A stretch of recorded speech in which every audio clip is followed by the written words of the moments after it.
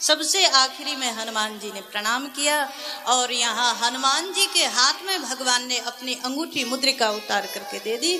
और मानो ये संकेत है, जाने वाले हजारों लाखों की संख्या में है, पर जानकी तक पहुंचने वाला एक ही है और उसी को भगवान ने अपनी निशानी दे दी। यहाँ से सब भगवान को प्रणाम करके चले हैं। सागर के किनारे तक सब आए और मानस में दर्शन आया। यहाँ जब आगे कोई रास्ता नजर नहीं आया तो कुछ देर सब उदास होकर के बैठ गए, कैसे जाएं, कहाँ जाएं, अब तो समुद्र का किनारा आ गया।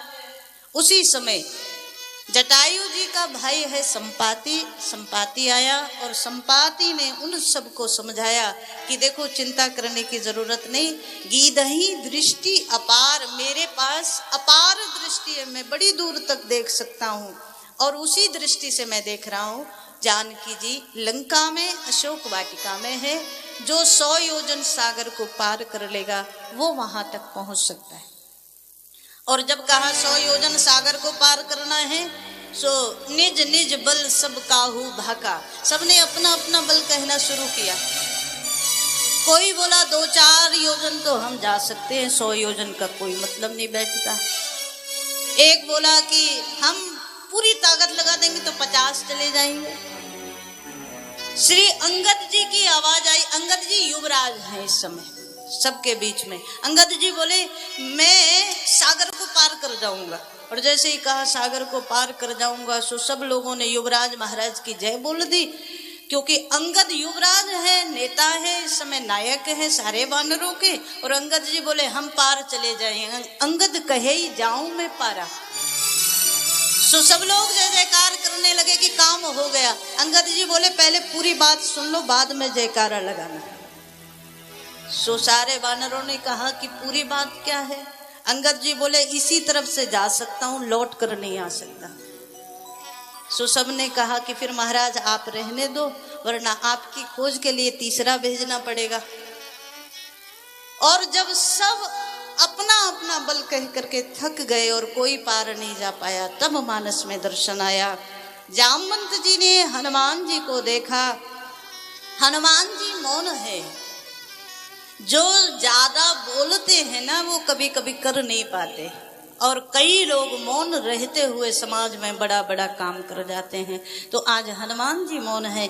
जामवंत जी ने हनुमान जी को जागृत करा और कह दिया, हनुमान जी आप तो पवन पुत्र हैं, आपकी बुद्धि असीमित है, संसार में ऐसा कोई कार्य नहीं है जिसे आप ना कर सको। राम कार्यों के लिए आपका अवतार हुआ है, आप उठिए। और जब कहा कि राम कार्यों के लिए अवतार हुआ है, हनुमान जी विराट बने हैं और मानसकार दर्शन करा रहे हैं। पवन तनय बल पवन समाना, अमर तनय बल पवन समाना, बुद्धि विवेक में ज्ञान निधाना, बुद्धि विवेक में ज्ञान निधाना, कर तो काज कठिन जग माही, कर तो काज कठिन जग माही, जो नहीं होए दात तुम पाही, जो नहीं होए दात तुम पाही। राम काज रग तब अवतारा, राम काज रग तब अवतारा, उनके भयउ पर्वताकारा, उनके भयउ पर्वताकारा, कनक वरण तन तेज विराजा, कनक वरण तन तेज विराजा, मानव पर गिरन कर राजा, मानव पर गिरन कर राजा, सिंहनाद कर बारही मारा, सिंहनाद कर बारही मारा, धीरे नागौ जननि दिखारा, धीरे नागौ जननि दिखारा, धीरे नागौ जननि दिखारा। श्री राघव सरकार की हनुमान जी महाराज ने एक बार भगवान का जय घोष किया और विराट स्वरूप हनुमान जी ने लिया है। बाद में जामवंत जी से कह दिया, जामवंत जी यद्यपि तो मुझे मेरे भगवान का आदेश नहीं है, आप मुझे बताइए मैं रावण को मार दूं? मैं लंका को सागर में डुबो दूं, मैं सब राक्षसों का अंत कर दूं, जानकी मैया को लेकर आ जाऊं। जामवंत जी बोले ये सब आपको नहीं करना है। मानस में दर्शन आया, यहाँ किष्किंधा कांड का विश्राम हुआ और मानस में सुंदर कांड का प्रारंभ हो रहा है। और सुंदर कांड के प्रारंभ में जामवंत जी ने जो कहा ना हनुमान जी को कि बस आपको तो इतना करना है, आप इधर से जाओ, वहाँ जानकी माता को प्रणाम करके भगवान का संदेश दे देना और जानकी माता जो संदेश दे उसको लेकर आ जाना। इतना काम भगवान ने हमें दिया है, इसके बाद का काम जो होगा वो बाद में देखा जाए। ये बात जामवंत जी की ये बात हनुमान जी को बड़ी प्रिय लगी। मानस का और सुंदर कांड का प्रारंभ कर रहे हैं और सुंदर कांड के प्रारंभ में ही दर्शन आया। जामवंत जी के वचन अति प्रिय लगे। पहली चौपाई में मानसकार ने कहा, जामवंत के वचन सुहाए,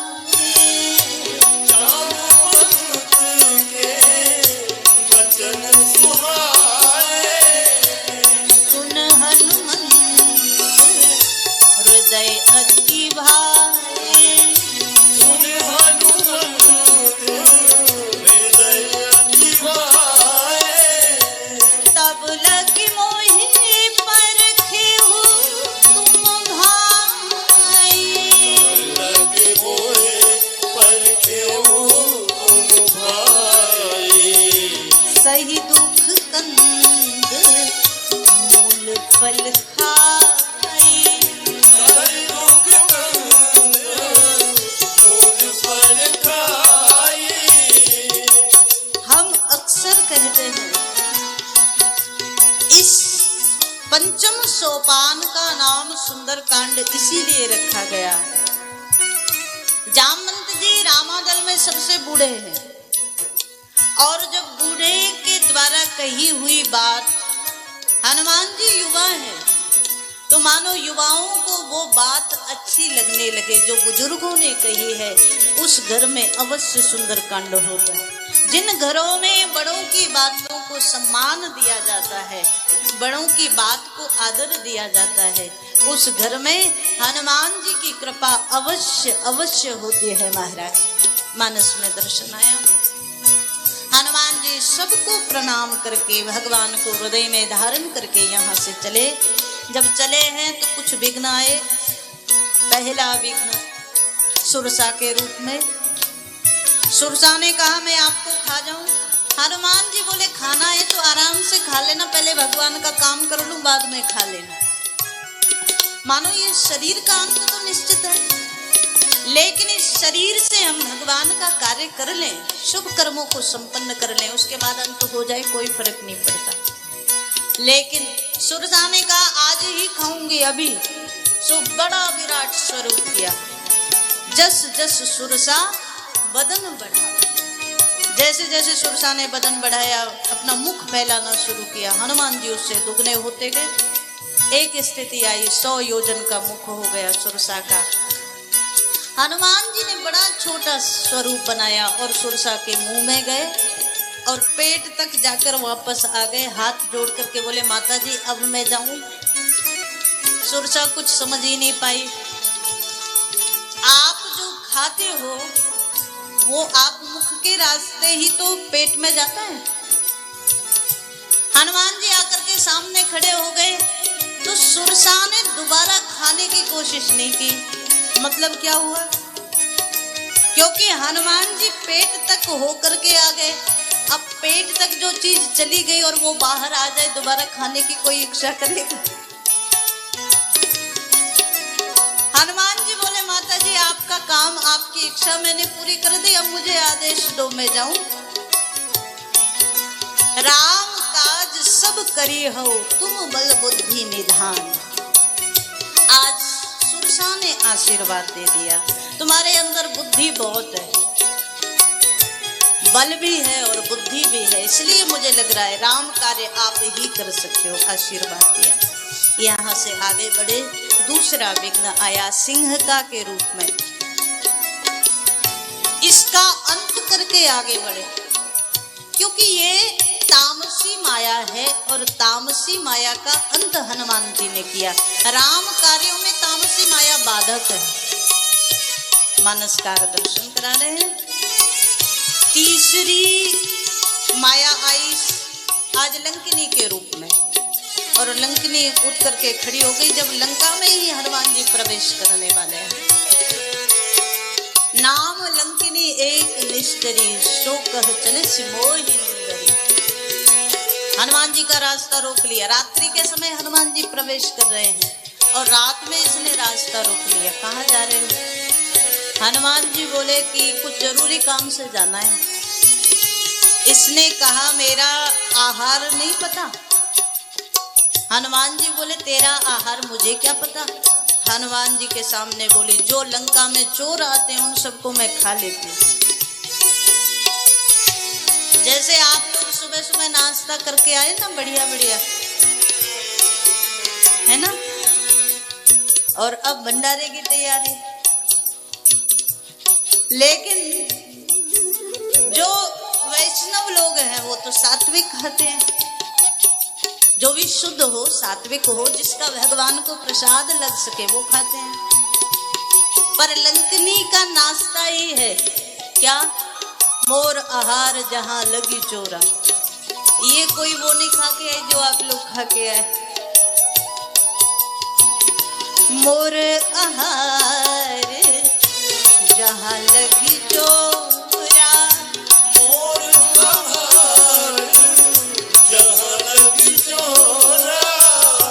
मुट्ठी का एक महाकपि हनी,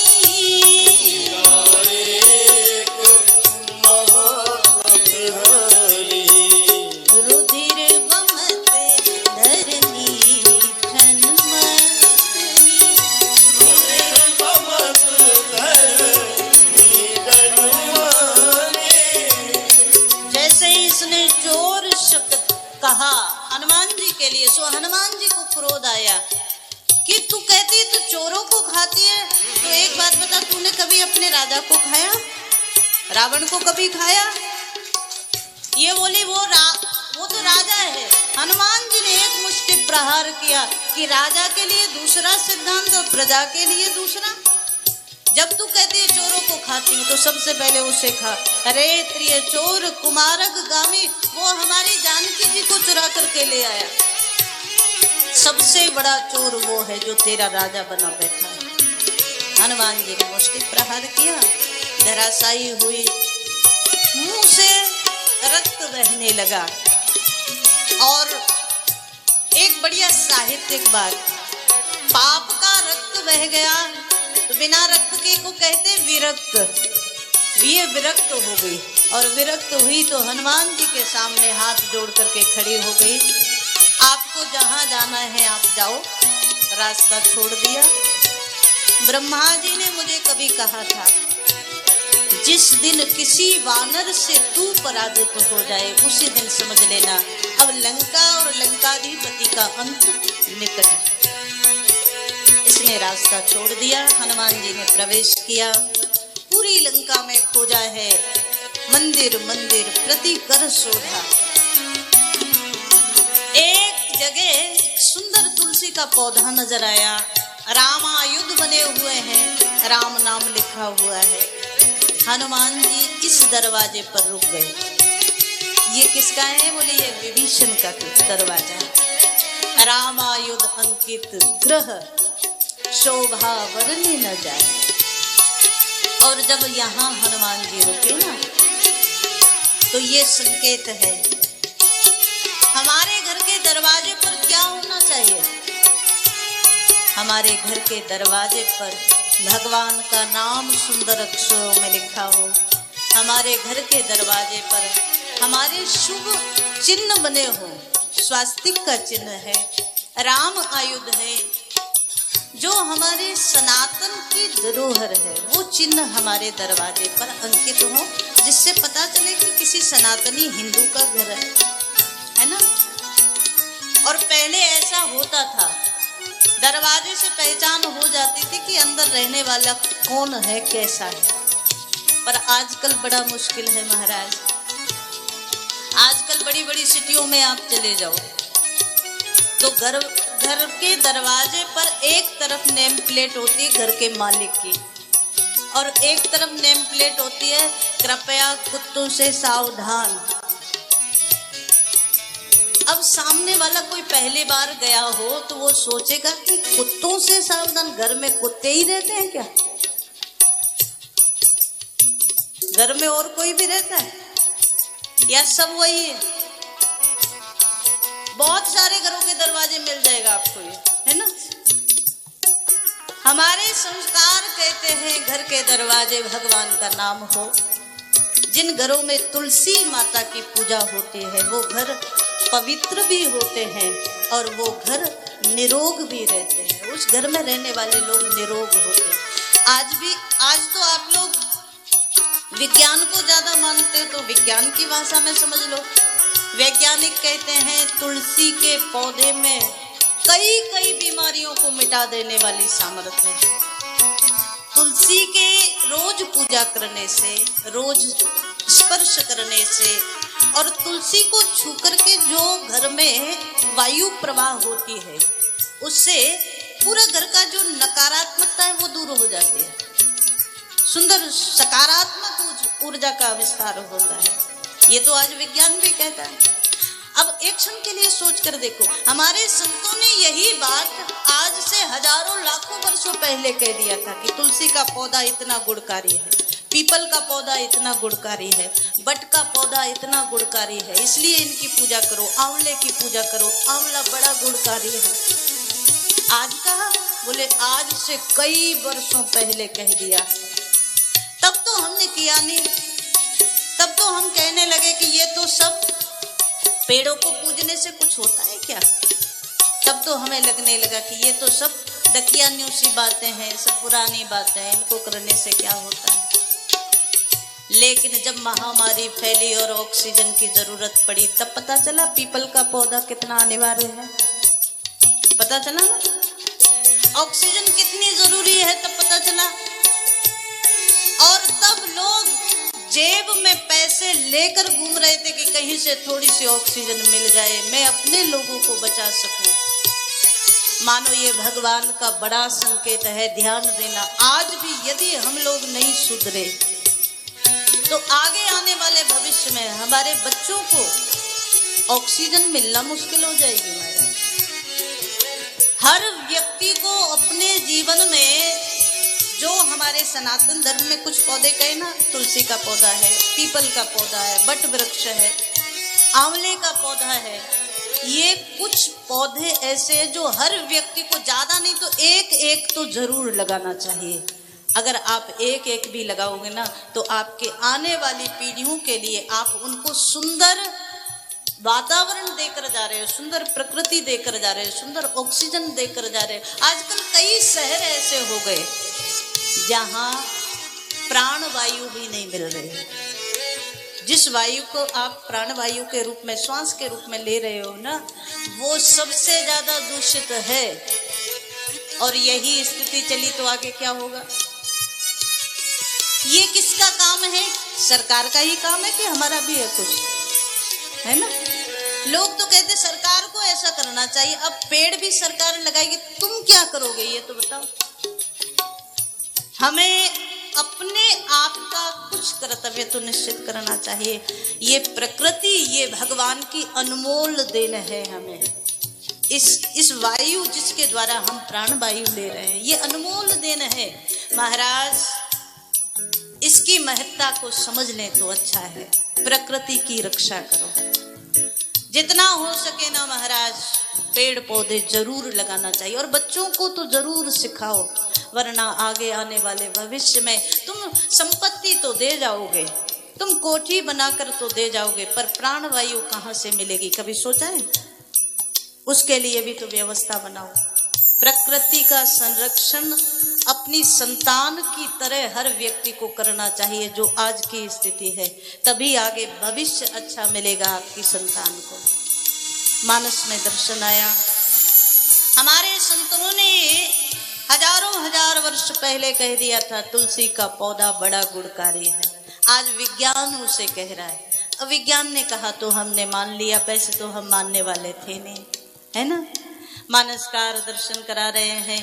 तुलसी का पौधा जिस घर में होता है वहां हनुमान जैसी सकारात्मक शक्तियां भी रुकती हैं।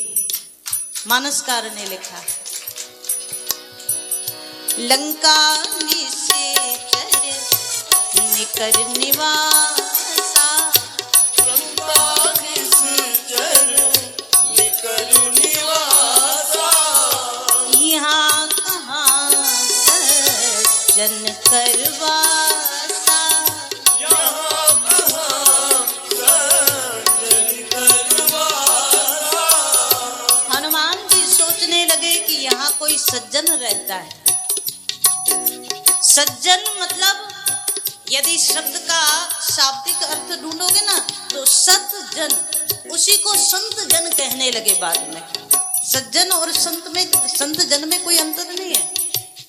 तो हनुमान जी ने ब्राह्मण का रूप बनाया, बाहर से ही राम राम का उच्चारण किया, भीतर से विभीषण की आवाज आई, राम राम लौट कर कहा, पर विभीषण उठ करके बैठ गया। विभीषण ने कहा, लंका में दूसरा राम कहने वाला कहां से आ गया, यहां तो कोई राम कहता ही नहीं। दरवाजा खोला, बाहर आकर के देखा, श्री हनुमान जी को ब्राह्मण वेश में प्रणाम किया, विप्र रूप धर वचन सुनाए। हनुमान जी को ब्राह्मण का स्वरूप बड़ा प्रिय है और ये संकेत है महाराज, ब्राह्मण अपनी तपस्या के कारण, अपनी साधना के कारण, अपनी पवित्रता के कारण और अपना समाज के प्रति शुभ कामना करने के कारण सदा सदा पूजित था और पूजित रहेगा। आजकल लोग कहते हैं कि ब्राह्मण ऐसा, ब्राह्मण ऐसा। अच्छा एक बात बताओ, कहीं कोई यहाँ भी कोई बैठा हो तो बुरा मत मान जाना। अच्छा कोई वकील हो, अपनी दुकान खोले, सुबह सुबह जाकर ऑफिस खोले और सुबह सुबह भगवान का कोई चित्र, कोई चीज तो रखता ही है ऑफिस में, तो उसको अगरबत्ती लगाए तो क्या प्रार्थना करेगा, क्या कहेगा? दो चार ऐसे केस आ जाए जिससे काम चले आगे। कोई पुलिस वाला होगा तो भी कुछ प्रार्थना ही करेगा, कोई डॉक्टर होगा तो क्या सोचेगा?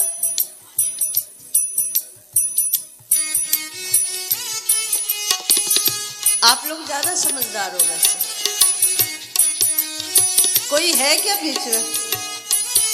वैसे तो हमें लगता है कोई है नहीं, पर कोई हो तो देखो बुरा मत मानना, ये तो एक स्वाभाविक बात है। डॉक्टर जब ऑफिस में आएगा, सुबह सुबह अपने क्लिनिक पर पहुंचेगा तो क्या सोचेगा, आज तो बढ़िया सा कोई केस मिल जाए।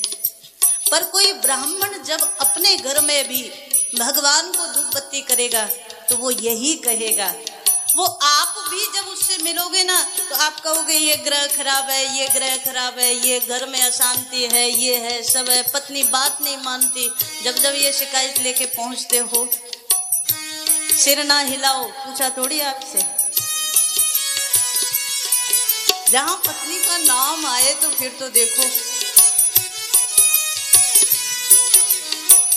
हमने तो उदाहरण दिया कि आप अपनी समस्याएं लेकर जब जाओ किसी ब्राह्मण के पास तो वो क्या करेगा, वो तुम्हारे घर में शांति हो इसके लिए अनुष्ठान करेगा, वो तुम्हारे घर में सुख हो, तुम्हारे घर में मंगल हो इसके लिए मंगल अनुष्ठान करेगा।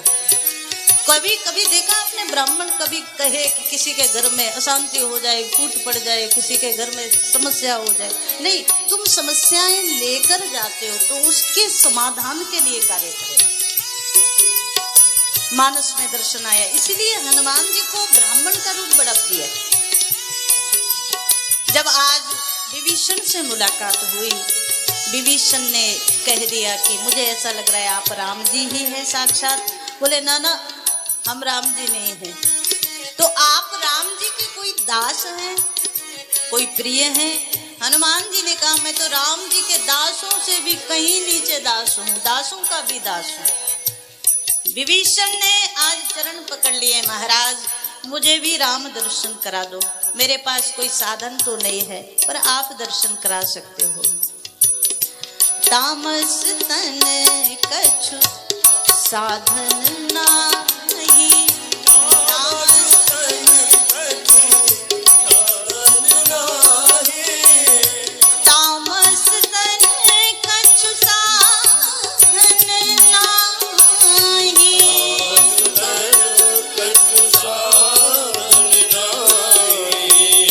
प्रीति न पद सरोज मन माही, प्रीति न पद सरोज मन माही।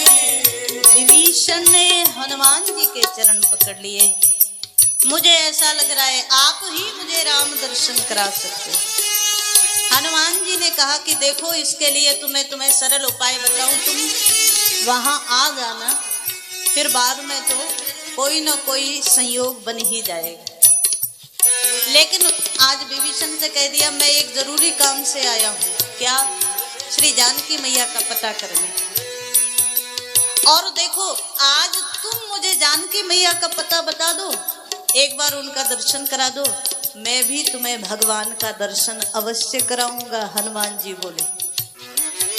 जुगुति विभीषण सकल सुनाई।